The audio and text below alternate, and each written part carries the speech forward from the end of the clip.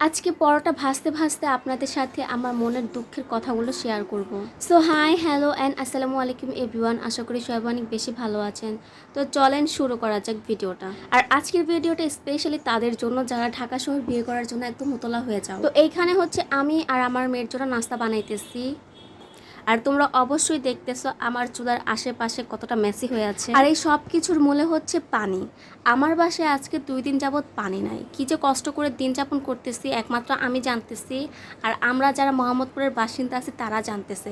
একটা ঢাকা শহরের মধ্যে পানি ছাড়া মানুষ কেমনে চলে বলেন? আর ঢাকা শহরের সব জায়গাতেই দেখবেন পানির প্রবলেম, গ্যাসের প্রবলেম, কারেন্ট প্রবলেম, এই ইস্যুগুলো আছেই। আমাদের বাসায়ও মানে সেম ইস্যুগুলো আছে, কতক্ষণ গ্যাস থাকে তো পানি থাকে না, পানি থাকে তো গ্যাস থাকে না।